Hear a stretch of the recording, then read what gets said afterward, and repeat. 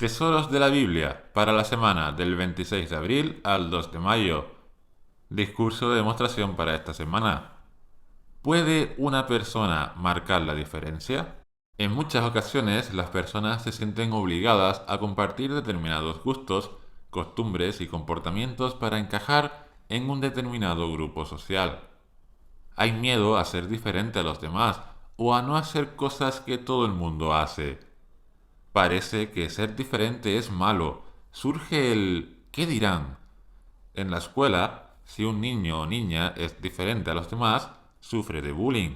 En otros contextos, surge la marginación o exclusión de ese grupo social. Este sistema enseña a hacer las mismas cosas que le gusta a todo el mundo, a satisfacer los deseos carnales, personales y egoístas de cada uno sin tener en cuenta las posibles consecuencias. Si una persona no hace lo que hacen los demás, ya es un bicho raro.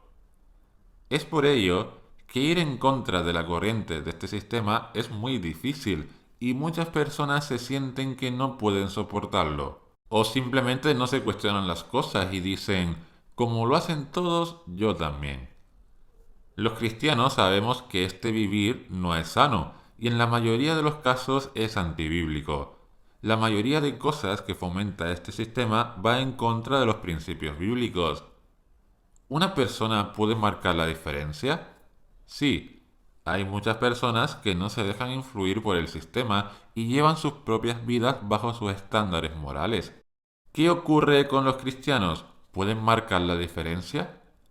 De hecho, todos los cristianos fieles y leales a Jehová marcan la diferencia yendo en contra de la corriente de este sistema, manteniendo una vida con una moralidad limpia y pura, tal como dice la Biblia. Una persona puede marcar la diferencia y como siervos de Jehová debemos marcarla todos, por el simple hecho de ser diferente, de guiarnos por la Biblia, de no hacer lo que hace este mundo, sino lo que dice Dios. Claro, esto no es fácil. Hay que tener mucho valor. Hay que luchar contra el qué dirán, contra el bullying, contra la marginación social, contra la exclusión, contra muchas cosas. Nos puede servir pensar en que lo único que tiene valor es lo que Jehová piense de nosotros, y la mejor familia y grupo social es la congregación de Jehová, donde no existen ni discriminaciones ni exclusiones.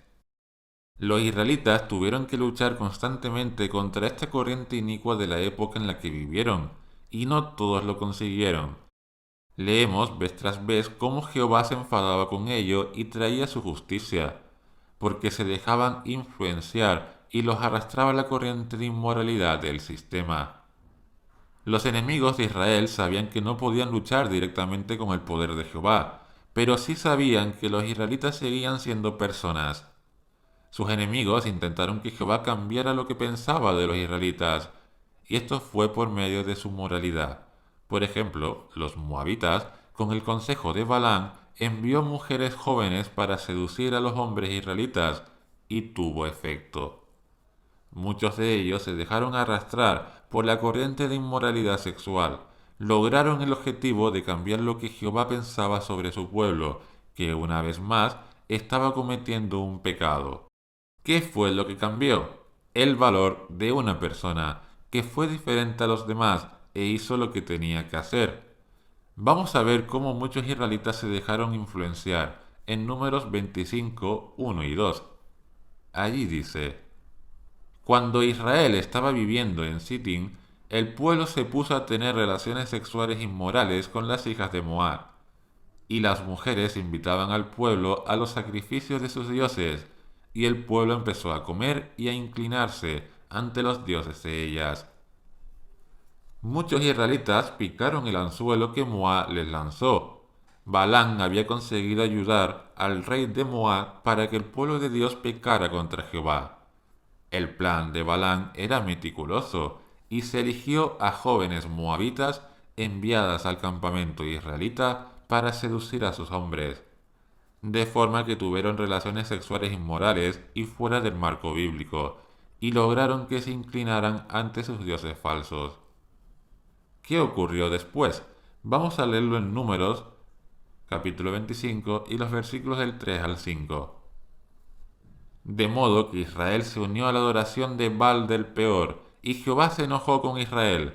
Jehová le dijo a Moisés: Toma a todos los cabecillas de esta gente y cuélgalos delante de Jehová a plena luz del día, para que Jehová deje de estar furioso con Israel. Entonces Moisés les dijo a los jueces de Israel: Que cada uno de ustedes mate a aquellos de sus hombres que se unieron a la adoración de Baal del Peor. Fueron muchos los hombres que cayeron, porque no tuvieron el valor de ir contra los deseos carnales que fomenta este sistema. Se dejaron llevar por la corriente corrupta del mundo. No fueron diferentes a los demás e hicieron tal como ellos. Su egoísmo, arrogancia y deseo por satisfacer sus placeres personales les llevó a pecar contra Jehová. Los israelitas no tenían ninguna necesidad para hacer todo esto. Tenían a sus mujeres, tenían la promesa de la tierra prometida, de la cual ya estaba muy cerca. Fueron liberados de la esclavitud de Egipto. Tenían todo el alimento que necesitaban. Pero fueron egoístas y se dejaron seducir por estas jóvenes moabitas, y muchos murieron. No todos se dejaron influir por esta corriente. Hubo una persona que no, y que tampoco se mantuvo neutral a lo que estaba pasando, sino que actuó. Actuó tal como hace la hermanita en la imagen. Ella no se dejaría influenciar por el mundo y presentaría un mismo trabajo de la evolución como sus compañeros, ni se mantuvo neutral sin llamar la atención.